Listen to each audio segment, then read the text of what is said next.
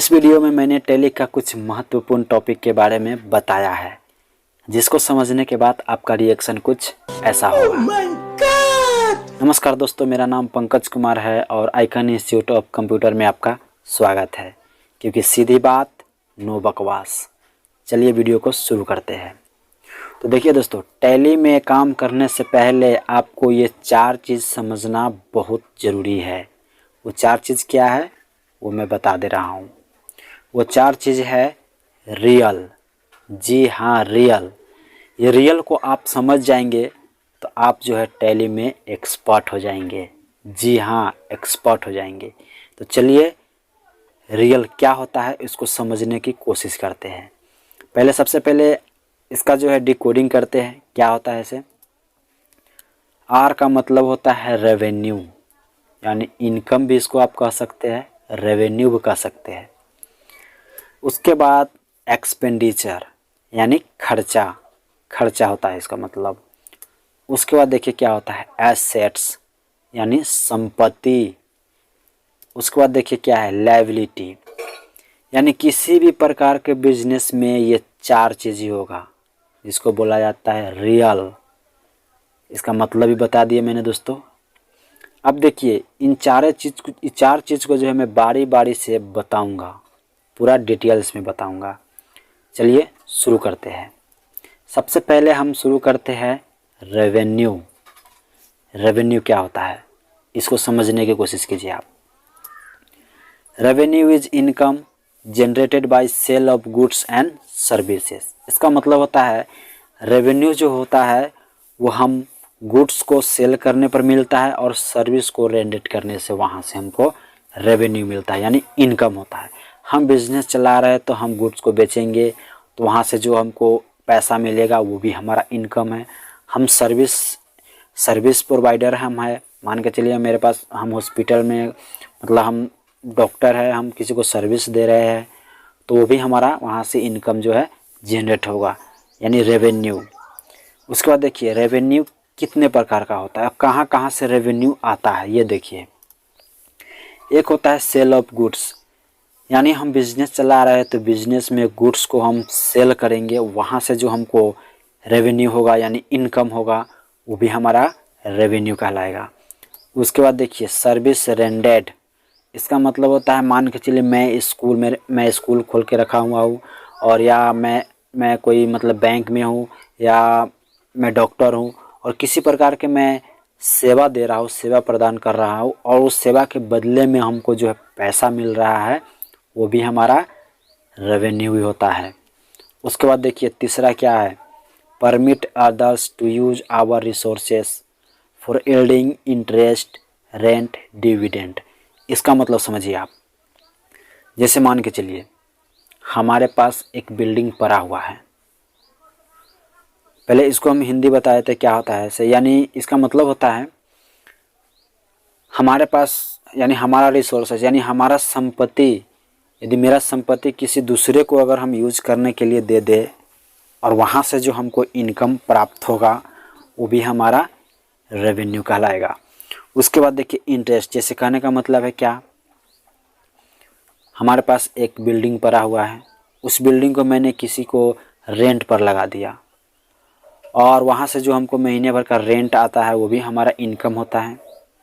उसके बाद देखिए इंटरेस्ट क्या होता है।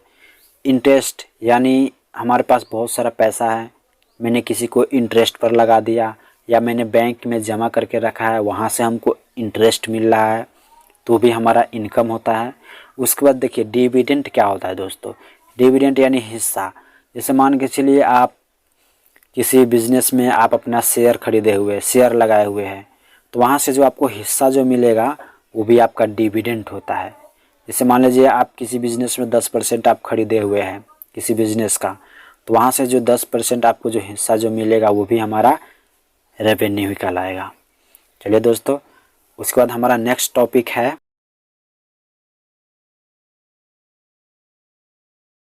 हमारे वीडियो का टॉपिक नंबर 2, जिसमें मैं बताने वाला हूँ एक्सपेंडिचर क्या होता है। तो चलिए एक्सपेंडिचर क्या होता है वो समझने की कोशिश करते हैं। इंकरिंग लायबिलिटी और payment of cash for obtain goods services and assets. इसका मतलब होता है दोस्तों, हम बिजनेस में कोई भी चीज़ खरीदेंगे तो हमारा खर्चा होगा।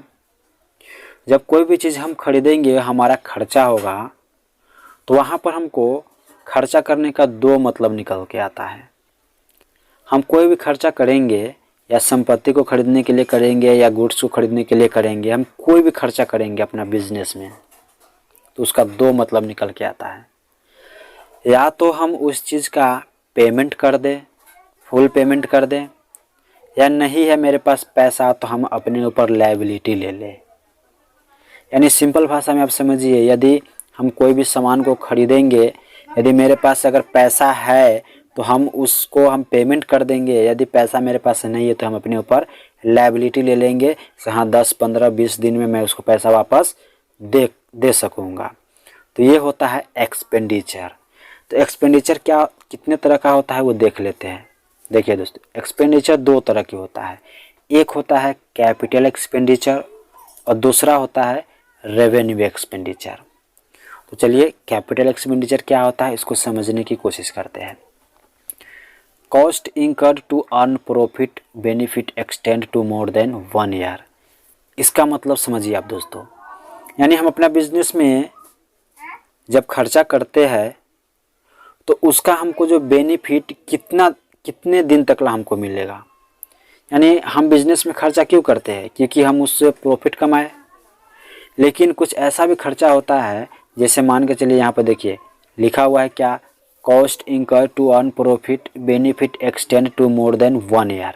इसका मतलब होता है जब हम बिजनेस में कोई भी खर्चा करेंगे उसका अगर बेनिफिट अगर हमको 1 साल से ज़्यादा मिलेगा, यानी हमको उसका बेनिफिट जो होता है 1 साल से ज़्यादा मिलेगा, यानी साल, 2 साल, 4 साल, 5 साल, 10 साल तक ला अगर हमको बेनिफिट मिला उसका, तो वो हमारा कैपिटल एक्सपेंडिचर कहलाएगा। जैसे एग्जांपल से आप समझिए, मशीन, कंप्यूटर, फैन।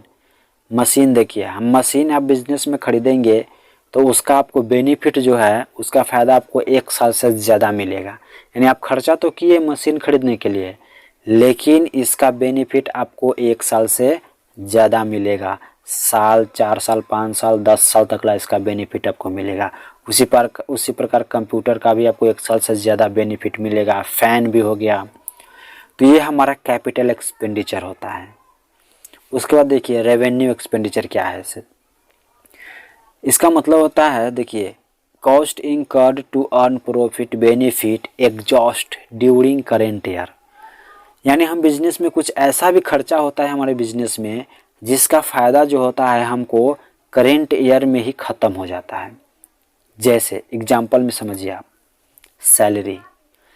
सैलरी जब हम किसी स्टाफ को देते हैं तो हमारा तो खर्चा हो गया, वो हमारा खर्चा हो गया, लेकिन वो हमारा खर्चा का बेनिफिट जो होता है हमारा 1 साल के अंदर में ही ख़त्म हो जाता है। कैसे, समझिए आसान भाषा में। इस साल मैंने बहुत सारा स्टाफ से काम करवाया तो उसको मैंने सैलरी दिया। क्या वही सैलरी में वो अगला साल हमको काम करेगा? नहीं करेगा, क्योंकि हमको अगला साल भी उसको जो है हमको सैलरी देना पड़ेगा। इसीलिए हम जो है इस साल में उसको हम सैलरी दिए, इस करेंट ईयर में मैंने उसको सैलरी दिया, इसका बेनिफिट हमको 1 ही साल में ख़त्म हो जा रहा है। वो अगला साल उससे हमको बेनिफिट नहीं होगा।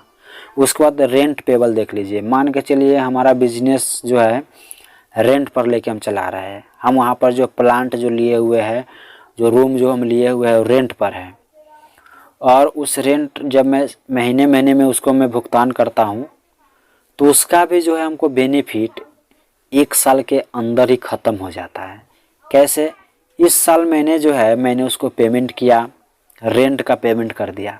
मैं उससे बोलूँगा इसी पैसे से हमको अगला साल भी यूज करने दीजिए आपका मकान, तो यूज नहीं करने देगा, क्योंकि वो हमको जो है हर साल हमको जो है वो रेंट हमसे मांगेगा। तो ये भी हमारा क्या होता है, रेवेन्यू एक्सपेंडिचर, यानी इसका बेनिफिट हमको 1 साल के अंदर में ही ख़त्म हो जाता है। उसी प्रकार से इलेक्ट्रिक बिल होता है। इस साल मैंने इलेक्ट्रिक बिल पेमेंट किया तो अगला साल भी हमको करना पड़ेगा। दूसरा साल भी करना पड़ेगा, तीसरा साल भी करना पड़ेगा, यानी इसका बेनिफिट जो है हमको साल भर के अंदर में ही ख़त्म हो जाता है। ये होता है एक्सपेंडिचर यानी रेवेन्यू एक्सपेंडिचर। तो अगला मेरा टॉपिक है एसेट्स। चलिए उसको जानने की कोशिश करते हैं। ये है हमारे वीडियो का टॉपिक नंबर 3। इस वीडियो में मैं बताने वाला हूँ एसेट क्या होता है, यानी संपत्ति क्या होता है। तो चलिए शुरू करते हैं। एसेट का मतलब होता है owned and control by enterprises या बिजनेस, यानी हमारे बिजनेस में कुछ ऐसा भी एसेट होता है जो बिजनेस के कंट्रोल में होता है। जैसे एक बिजनेस में मशीन भी होता है, वो मशीन बिजनेस के लिए संपत्ति होता है। उसके बाद बिजनेस में एसी भी लगा होता है, बिजनेस में कंप्यूटर भी होता है, बिजनेस में फैन भी लगा होता है। वो सारे चीज़ जो है बिजनेस के लिए संपत्ति होता है। और जो है इसका इस्तेमाल जो है यहाँ पर लिखा हुआ है in which future economy benefit will flow. इसका मतलब होता है और ये संपत्ति का फ्यूचर में भी इस्तेमाल किया जा सकता है। उसके बाद देखिए एसेट का और आगे क्या होता है समझने की कोशिश करते हैं। एसेट जो होता है वो 2 तरह की होता है। एक होता है फिजिकल एसेट्स और दूसरा होता है राइट यानी अधिकार, इंटेंजिबल, जो हमको दिखाई नहीं देता है, सिर्फ उस पर मेरा अधिकार होता है। तो चलिए फिजिकल एसेट क्या होता है इसको समझने की कोशिश करते हैं। ऐसा संपत्ति जिसे आप आसानी से छू या देख सकते हैं, जैसे मशीन। बिजनेस का मशीन एक ऐसा संपत्ति होता है जिसे आप आसानी से छू सकते हैं। उसके बाद लैंड, ज़मीन। ज़मीन भी ऐसा संपत्ति होता है जिसको आप आसानी से छू सकते हैं, देख भी सकते हैं।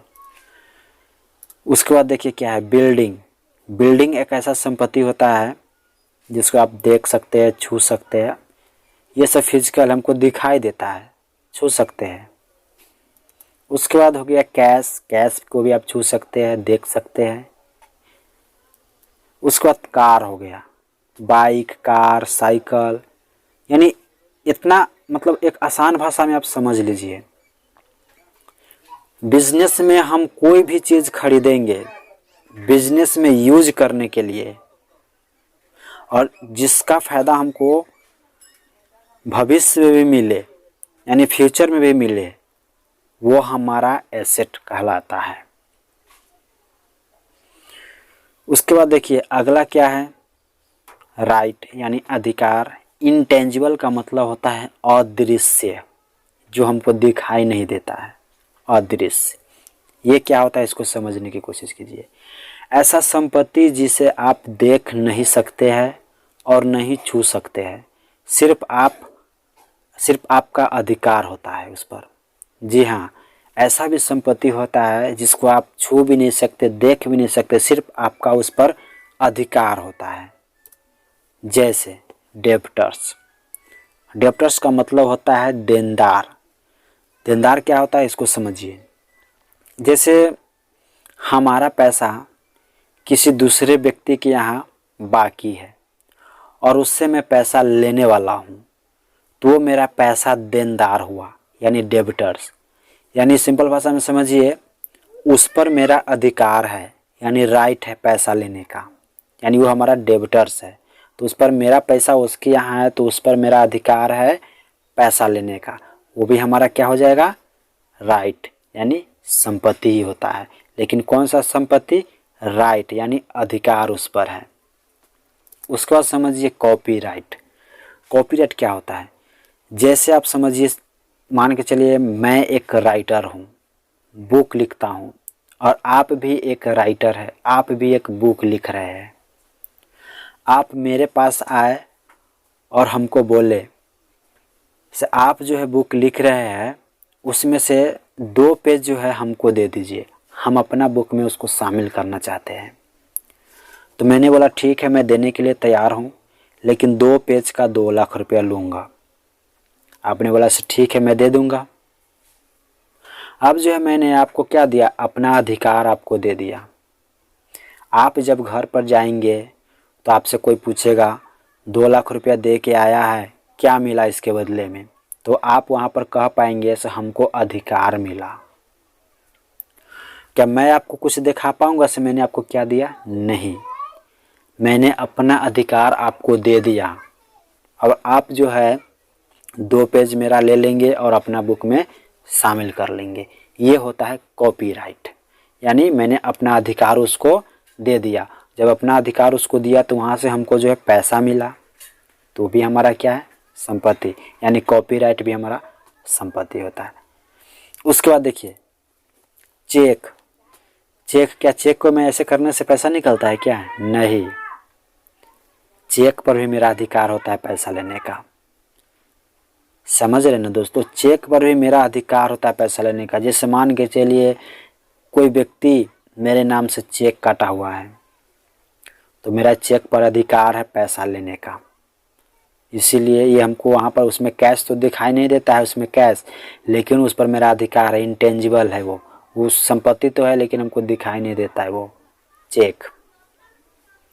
ये होता है संपत्ति। अब हमारा अगला टॉपिक होगा लायबिलिटी। चलिए उस वीडियो को शुरू करते हैं। ये है हमारे वीडियो का टॉपिक नंबर 4। इस वीडियो में मैं बताऊंगा लायबिलिटी क्या होता है इसे। जी हाँ दोस्तों, इस वीडियो में आप जान पाएंगे लायबिलिटी क्या होता है। देखिए दोस्तों, लायबिलिटी का मतलब होता है amount which is payable to outsider, that is business obligation. इसका मतलब होता है, आप सिंपल भाषा में समझिए, मैं एक एग्जाम्पल के तौर पर आपको समझा दे रहा हूँ। जैसे आप जो है बैंक से लोन लिए, बैंक वालों ने आपको लोन दिया, तो आपका ये दायित्व बनता है वहाँ पर से आपको वो लोन चुकाना है। वही सेम चीज़ इसमें भी होता है, यानी इसमें लिखा हुआ अमाउंट, यानी एक ऐसा पैसा जिसको बिजनेस को जो है आउटसाइडर यानी अलग वाले को देना है, ये बिजनेस के ऊपर लायबिलिटी होता है। जैसे देखिए, लायबिलिटी भी जो होता है वो 2 तरह की होता है। एक होता है इंटरनल लायबिलिटी और एक होता है एक्सटर्नल लायबिलिटी। इसको समझिए, इंटरनल लायबिलिटी क्या होता है इसे देखिए। जैसे मान के चलिए बिजनेस में जब बिजनेस का मालिक बिजनेस में कैश लगाया, तो बिजनेस वहाँ पर जब बिजनेस में कैश लगाया तो बिजनेस कहता है क्या मालिक को, ए मालिक तूने मुझे पैसा दिया है, मुझ पर कोई उपकार नहीं किया है, मैं ये पैसे के बदला में प्रॉफिट को कमा कमा कर तुमको दूंगा, इसलिए मेरे ऊपर ये लायबिलिटी रहा, बिजनेस कहता है। इसीलिए जो है यहाँ पर दोस्तों प्रॉफिट क्या होता है, बिजनेस के लिए लायबिलिटी होता है। क्यों? क्योंकि बिजनेस जो है प्रॉफिट कमाएगा और ये प्रॉफिट किसको देगा? मालिक को देगा। इसीलिए जो है बिजनेस के ऊपर प्रॉफिट क्या होता है? लायबिलिटी होता है। वो भी कौन सा लायबिलिटी? Internal liability. समझो दोस्तों। उसके बाद देखिए एक्सटर्नल लायबिलिटी क्या होता है इसे। एक्सटर्नल लायबिलिटी का मतलब होता है जैसे कुछ ऐसा व्यक्ति जो बिजनेस से कुछ लेना है उसको, चाहे पैसा हो चाहे कोई भी चीज़, अगर बिजनेस से लेना है उसको, वो बिजनेस के लिए लायबिलिटी होता है। जैसे क्रेडिटर्स। क्रेडिटर्स का मतलब क्या होता है? लेनदार। यानी मान के चलिए आपको ये बिजनेस जो है कभी उधारी में किसी से माल खरीदा होगा। जब उधारी में किसी से माल खरीदा होगा तो बिजनेस अपने ऊपर एक लायबिलिटी लिया, हाँ हम उधारी में माल खरीद रहे हैं तो हम कभी न कभी ये पैसा हम आपको देंगे। इसीलिए बिजनेस के ऊपर एक लायबिलिटी आ गया। वो भी कौन सा लायबिलिटी? External liability. क्योंकि ये क्रेडिटर्स जो होता है कहीं अलग का होता है, ये दूसरे दुकानदार भी हो सकता है, कोई भी व्यक्ति हो सकता है, कुछ भी हो सकता है। क्रेडिटर्स। यानी सिंपल भाषा में समझिए, से बिजनेस से जिसको पैसा लेना है वो बिजनेस के लिए लायबिलिटी होता है, वो भी एक्सटर्नल लायबिलिटी। जैसे मैं आपको एग्जांपल दिखाई दे रहा है यहाँ पर, क्रेडिटर्स यानी लेनदार। समझ गए दोस्तों? तो ये हमारा जो है कंप्लीट होता है। यहाँ पर रियल क्या होता है मैंने इस वीडियो में आपको बताया। यदि आपको ये टॉपिक समझ में आया, अच्छा लगा, तो मेरे इस चैनल को आप सब्सक्राइब कीजिए और इसी तरह की वीडियो जो है टैली का आगे भी आता रहेगा। और उसके बाद जो है इसके बाद मैं जो है परचेज़ के बारे में कुछ बताऊंगा, और इसीलिए जो है मेरे वीडियो को आप लाइक कीजिए और शेयर भी कीजिए ताकि हमारा वीडियो सबसे पहले आप तक पहुंचे। धन्यवाद।